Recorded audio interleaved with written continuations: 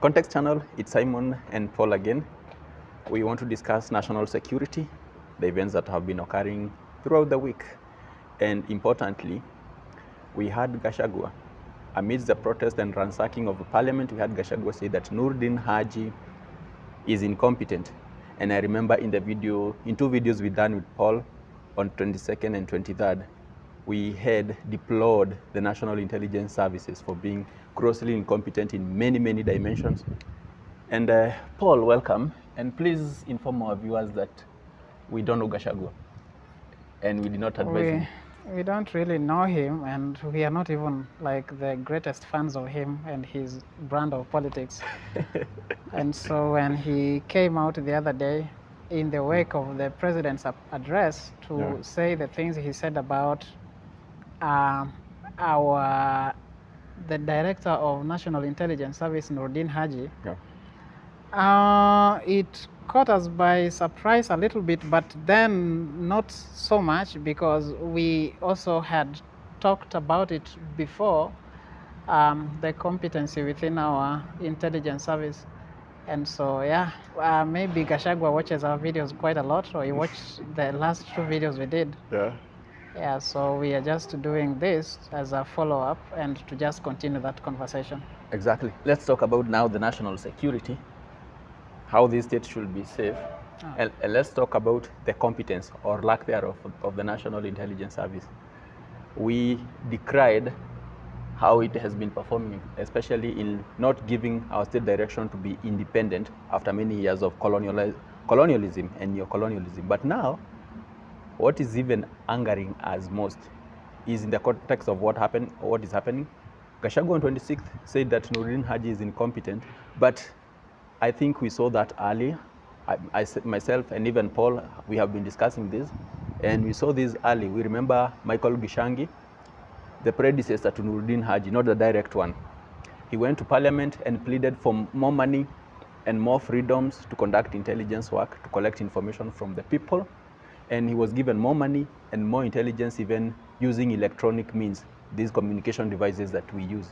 And we thought that he will close all the loops and make our country safe, only to hear that, and it is in public domain, Noordin Haji in JKL, he said very well that he was in the Westgate the day of attack.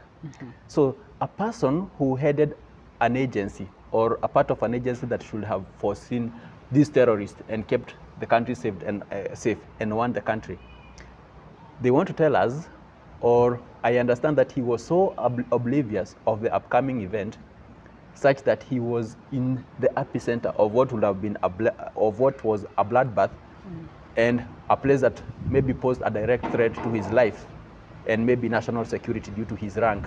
So what do you think? I think that's his incompetence is palpable, and even the incompetence of the National Intelligence Agency. Isn't it palpable? I think the fact that he came out of that, of the Westgate attack incident alive, might have been because of his competence, maybe, or was he just as lucky as anybody else that made it out alive? But then he's a guy that we have always been told to be like a top-rated intelligence guy, and a top spy. I thought it was a James Bond, and then was picked from that department and made director of public prosecutions. And then in that department, I think he served for about 10 years of Uhuru Kenyatta's term, or maybe 10 years, take away 8 to 10 years, let's I say guess. Just one term or something. Because Uhuru Kenyatta changed him during his second term. Oh, during the second term? Yeah.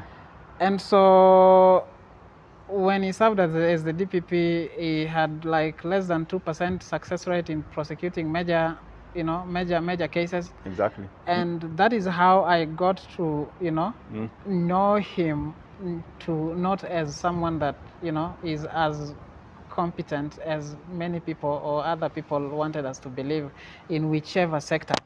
So when Ruto became president and decided to switch him from the prosecution department which he headed to be the head of the National Intelligence Service, it came as a bit of a shock to me, but I was not too shocked because, that is how appointments are done in this part of the world. Yeah. And I don't think that many things that we care about really get considered by these guys before they decide to recycle people within government. Yeah. And so it's just funny that, just like you said, that someone that should have been the one to have maybe informed our security, national security, system about a looming attack at Westgate, was actually one of the people that could have lost his life or their lives at the epicenter of that attack.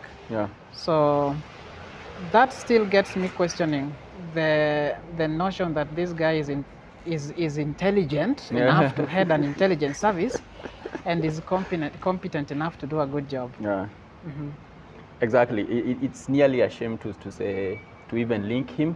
I had a lot of hopes for him and that agency. Myself, my interest in international relations. Yes. I've always thought of how we can have a really, really good spy agency that can help this republic free itself from British colonialism and neocolonialism.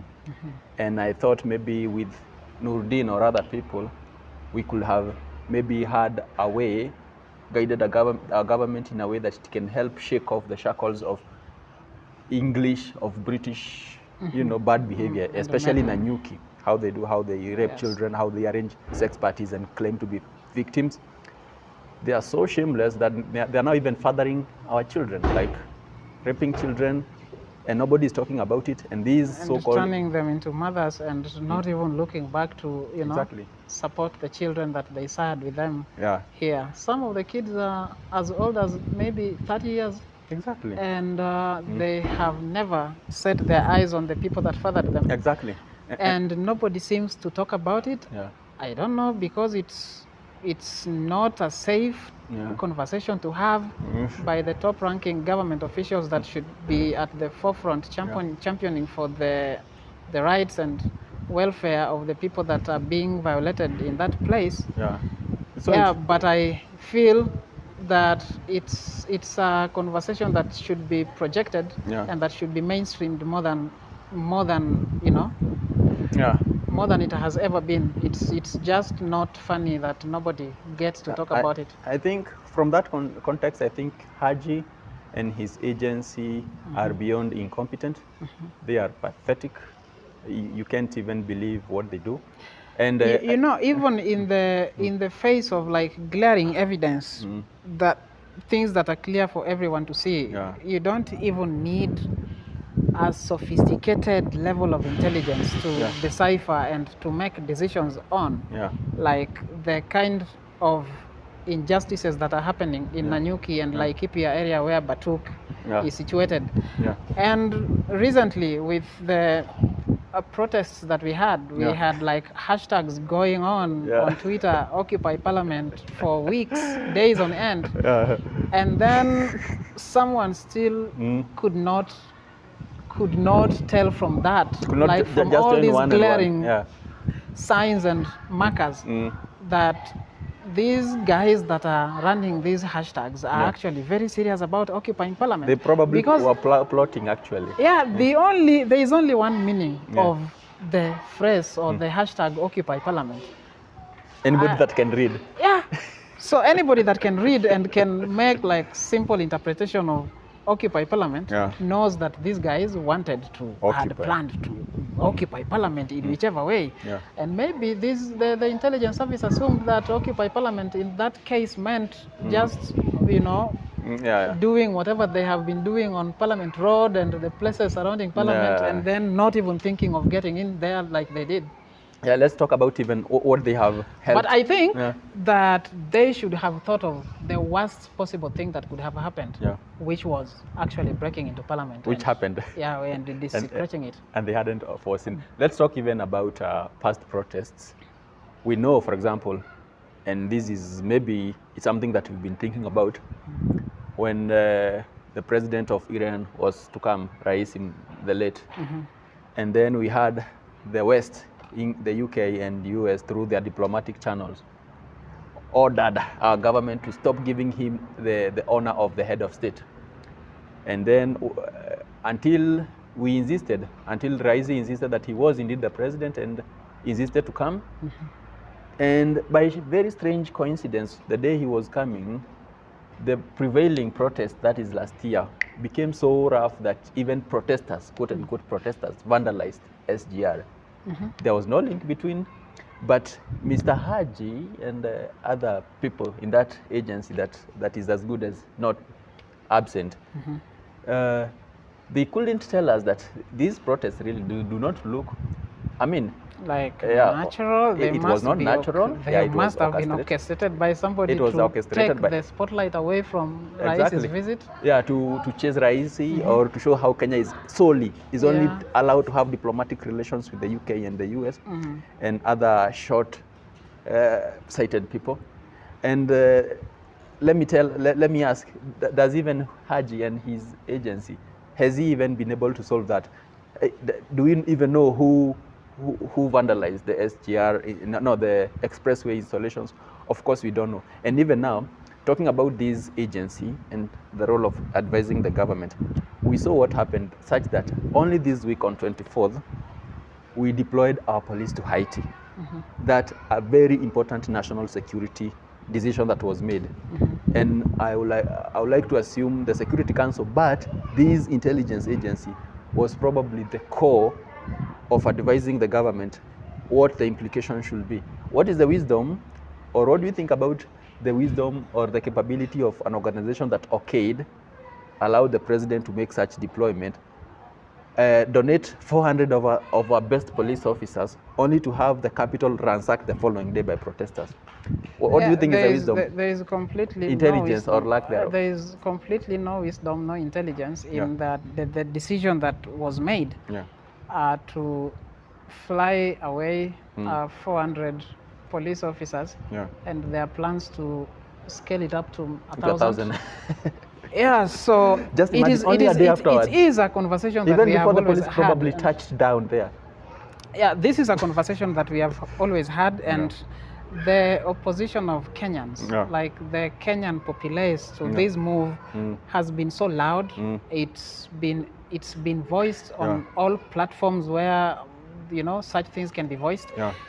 And then what I found to be funny, and I think the president deserved to go through that kind of experience, was that after donating 400 police officers to Haiti, something that was so unneeded and so unnecessary, then we had these protests happening, and the police getting overwhelmed, and then they had to enlist the army, make that illegal move to enlist the army to provide backup to the police, when we should have had 400 police officers stationed in different places in the country to try to foil the protests and maybe make sure that the damage was not to the extent that we saw.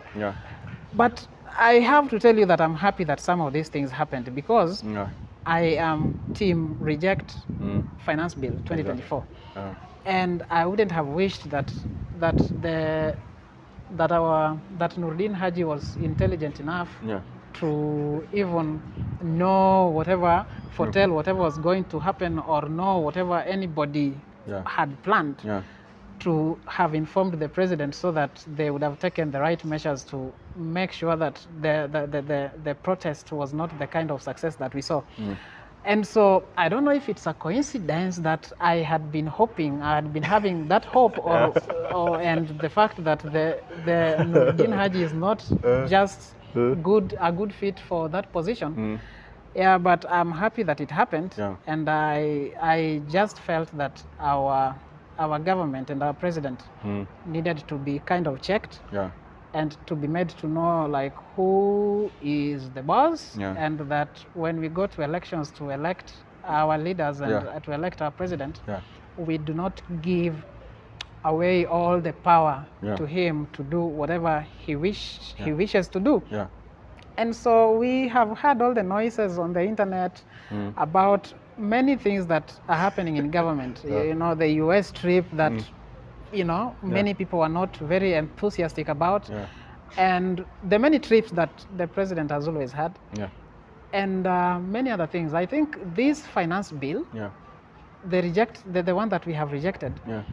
has come in the wake of the previous one that Yeah. we had like an ending conversation about some Yeah. of the things that were in that finance bill, Yeah. including, you know, the housing levy, Yeah. which made our government turned our government into a business entity that now decided to do the housing thing and sell houses at a profit. Yeah. And then we just kept protesting all these things. Yeah. And so if our intelligence was intelligent enough, Yeah. the president should have been informed that these guys have not forgotten Yeah. some of the bad things that were in the previous finance bill. Remember the last time? And they have kept talking about it. The anger is growing inside. And the anger is growing, and then you decide to lazily do another finance bill and put in a lot of draconian things, a lot of things that are illegal. A sick thing. And these, even in sports, people need time to recover their muscles and to replenish the energy that they used on the pitch, you know. Yeah. And then we had a finance bill, the previous one, 2023, that was so heavy on us. And we have not even recovered. And then we have another one that is looking to impose even, you know, more taxes on the citizens. Yeah.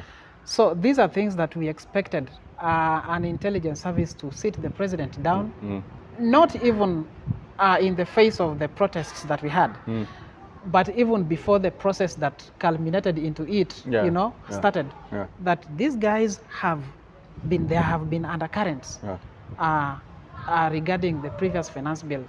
People have been dissatisfied and they have never stopped talking about it. And so if you are starting a process to do like the finance bill 2024, kindly take into account the dissatisfaction and the complaints and everything, and make sure that this current finance bill is one that is going to address the disquiet that we have had in the past 1 year. But I guess none of that happened. And then the president just felt that he could do anything with the arrogant MPs and push it down our throats, and that we were so clueless and powerless to do anything about it. And you know, you can mention people like Kimani Ichung'wah, the statements that they make at funerals and even in parliament. Who else? Aaron Cheruyot. And then we have the president, the MP for Dagoretti North, Kiarie. And Oscar Sudi, like all these people making trips to their constituencies and making statements even in parliament, you know, dismissing the power of the people, saying like a lot of... We even had David D mention his hobby or something. He was saying that you know, youth can only protest online. I talked about something that very funny thing called starting W and ending with NK and whatever. So... And imagine this very old man, shameless one, happens to think that all youth people have no social life, or, you know, we don't enjoy partners or something, or they, and ended up saying such a stupid thing. I don't understand what's wrong with these people. I think feeling entitled and being stupid. I would have done better if I was in the position of a president or someone else that is close to him, in terms of just letting the president know that he would have handled the Gen Z agitations and protests better than he did. Because these are people that we have in our houses and in our everywhere. We interact with them, we see the way that they behave, we know the kind of temperament they have. Let me ask you something very interesting. I remember we said before that the people in that National Intelligence Agency and others are clueless politicians' children. And of course, we don't want to be arrested for stating the obvious, but you know that's the case. So we must understand these are people who are, again, clueless again, with a lot of self-esteem issues in that they were educated somewhere in the UK. It's some people who think that Africans are inferior. They think intelligence is serving the US or UK, and they don't understand how a black man can be listened to. And that's probably why even a person like David D, who is schooled abroad, is a person who has a lot of contempt for black people. Is the kind of statement you hear here and He there. really does. Yeah, is maybe the incarnation of Njonjo, Charles Njonjo, Yeah. that kind of racist vitriol. What do you think? This incompetence and nepotism in those services. What do you think? I think, And of course, we should let them know that we are not jealous of anybody, and in fact, we wouldn't like to join such things. we don't even envy. We don't envy any one of them Exactly. in the positions they occupy in yeah. Parliament and whoever they are in our including society. even in agencies, in such agencies. Yeah, because they are so bad. Yeah. They are so bad and at the job that they do. Yeah. That we wouldn't want to be, seen as, envying them in any way. Yeah. And so I think, saying that Noordin Haji is incompetent and not intelligent enough to head that department is one thing. But again, if you had all of these people surrounding the president dismissing, downplaying the thing that was happening and being dismissive like they were, then I think putting it all on one person, at the end of the day, the buck stops with the person that heads that unit that should have sat the president down and told him a few things. Because he had so much time to do it. Yeah. So much time to do it, like weeks. To do it. We have. Or maybe the president was away in one of many flights. No, I have always been someone to say to be displeased about the president flying out all the time. But I will defend him this time that he kind of stuck, except for the time that he went out to discuss the issues of Ukraine. And he went to Italy and then proceeded to Switzerland for quote-unquote peace service with only one part to the conflict. Peace service. So I think after he came back, he never jetted out. Yeah. And then we saw him attending a few church services and a few funerals here and there, and assuring the youth that the things that they're talking about will be taken into account and they will be included in the conversation that will then culminate in the final version of the finance bill. I'm not sure that happened. It must have been one of those things that the president just says to have the feel-good effect on the people that he's talking to, but then nothing really serious ever gets done about it. Yeah. And I think he should have just known that these guys had concerns and that they needed to be included in the conversation instead of just talking about it like a politician making the normal promises that we are used to our politicians making and not fulfilling. And then finally, maybe in a short, conclusion, think about the IMF addressing us. While we are addressing the president, we legally elected through the Occupy Parliament protest, through the protest that we've been participating in. And then you hear some white colonial organization headed in Washington that we did not elect, trying to address us that it is observing. What do you think is the role of such? We don't care about whatever they are observing. Who do they think they are? We don't care about what IMF is observing in our country regarding the decisions that we have decided to make. Because these are people that are fighting for their future. These are people that are trying to shake themselves from the shackles of neocolonialism and the idea that someone thinks that because they advance some loans, some punitive loans to you, to your president, to whom you advise to they advise to steal. Because we know where Panama ended, where the Eurobond ended. So seriously, we know that money did not come here. So they so they think that they have the power to again dictate to us what to do and how to do it. And we just want to tell them that we don't care so much about them as much as they think they do, and we are not scared of whatever they might wish to do because of the things that we decided to do here.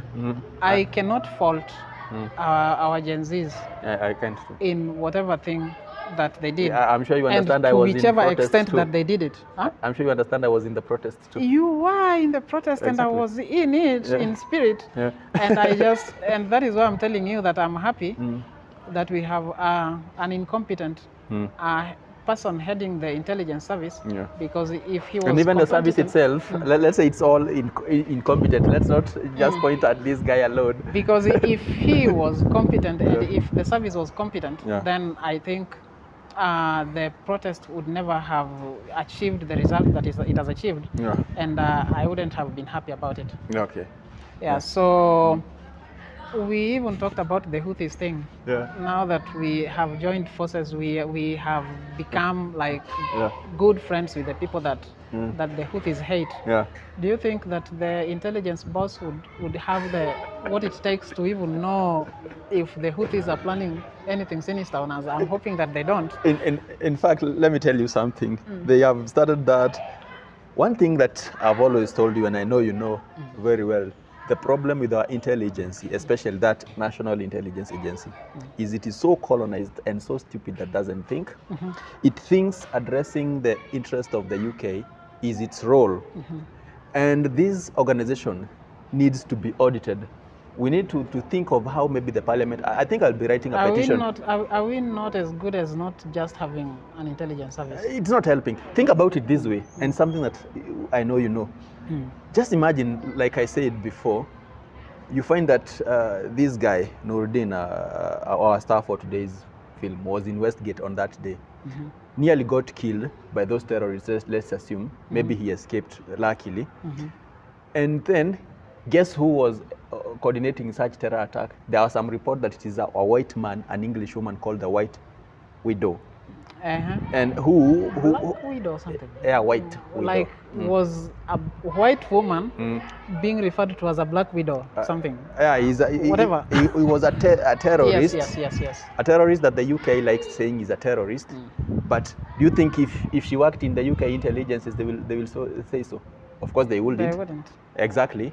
They claim she's a dangerous terrorist who was able to travel from the UK to Kenya to cause a lot of chaos and is alleged to have organized that. And then in many instances, you notice these intelligences, they even interfere with when we have a report that incriminates the UK military BATUK. That is memory hold. They ensure it's not aired properly. Yes. They ensure it's not aired properly. So lastly, the last thing they did that is still really disgusting, you had the US saying that the Houthis plan to join with Alshabaab, and the former said they will arm the latter. That's nonsense for many reasons. Among them, the Houthis are Shia Muslims. The Alshabaab are Wahhabi terrorist Muslims. There's a difference. We know the Shia Muslims are the Muslims who are dispossessed. They feel the lineage of Muslim was taken away from their legitimate heir, and then you never hear anywhere across the world that a Shia person has conducted any terror attack. So those people that we are told that the Houthis are terrorists, of course they are not. They are resistant fighters, not terrorists. So anybody trying to toy with our mind that the Houthis can actually join Al-Shabaab, the dirty Al-Shabaab murderers, thieves and rapists and satanists, which are well backed by the UK. Did you know, by the way, as I said, if that report is true, that the White Widow was coordinating the terror attack, what was a white woman doing with Al-Shabaab terrorists if she was not a member, right?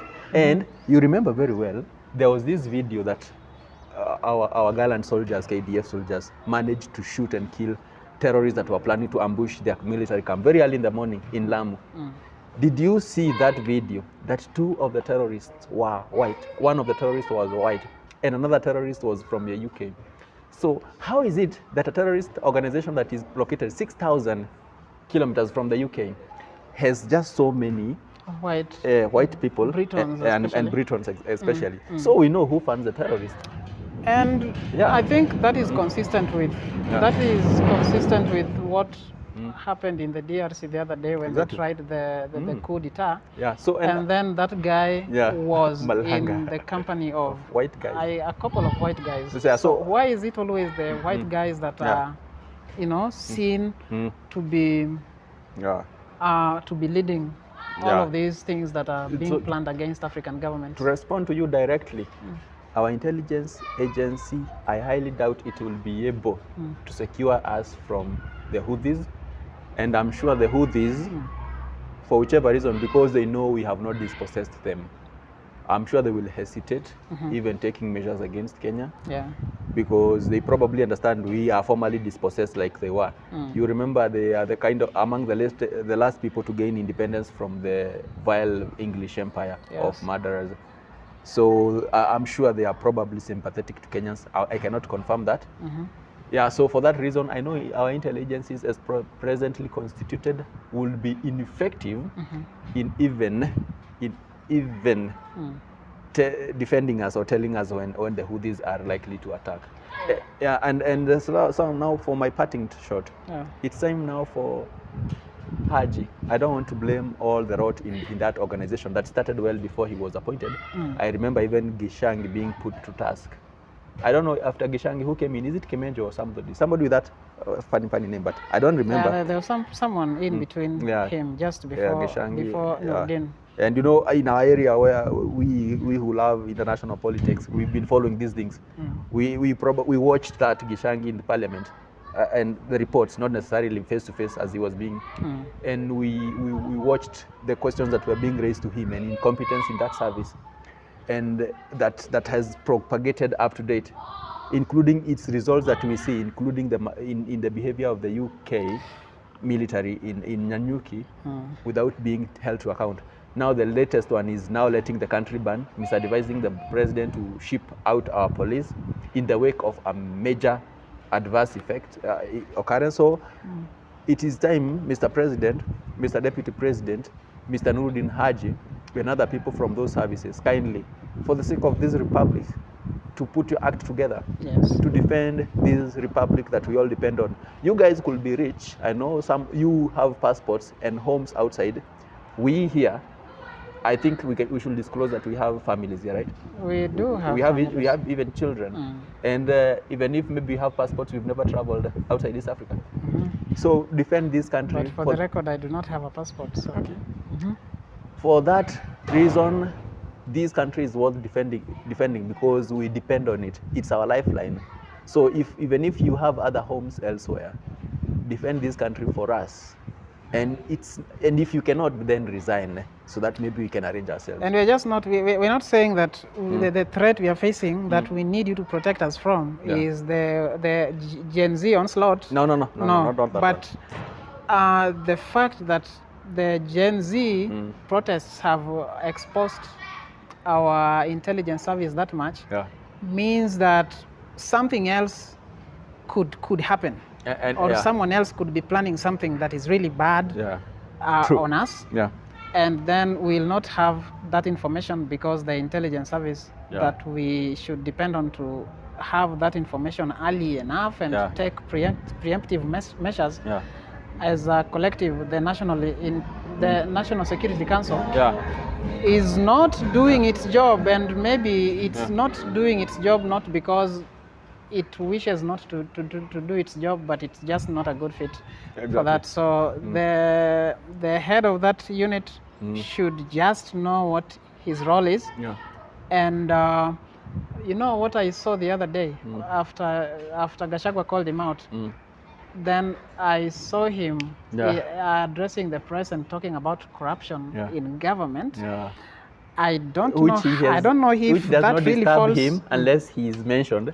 I don't know if that falls directly within his docket so much to even call a press conference to talk about. I know that corruption is a national security threat. It is. As we speak now because it's so chronic. But then of all the things, I did not expect him to come out to talk about that. We have an anti-corruption agency that could have done that. That's headed by his colleague, by the way. Yeah, if he had that information, like I think he has, because for him to have come out to talk about it, that means that he has some information, some crucial information. Then he should have relayed it to the head of the ESCC. Yeah, who is his colleague, by the way? Yes, to come out and talk about it. But maybe he decided to come out and save face in the face of Gachagua onslaught. And then we also had people from his religion and his community coming out to defend him. And I'm not someone that believes that when someone is criticized based on the bad job that they are doing it's in childish, whichever position they do, I am criticizing then a whole community here. feels. I'm criticizing Gichangi here, who is a Kikuyu, who retired many years ago. And I'm saying very well, as you probably heard, this road did not start with Mr. Haji. It has been here in the times of that guy, Michael. And we listened, I reminded you how we listened to how he was being interviewed by the parliament. Yeah, so we are not adopting the tribal line. We should simply acknowledge that we have a problem and face it head on instead of rallying behind someone as a tribe or as a religion because we think that our religion is being targeted, our ethnic community is being targeted. That is never the case. It's never the case, really. At least not this time. Yeah, so I think that is my parting shot for the video, and we just wish to thank you guys for sticking around and always coming back to watch our content on this channel.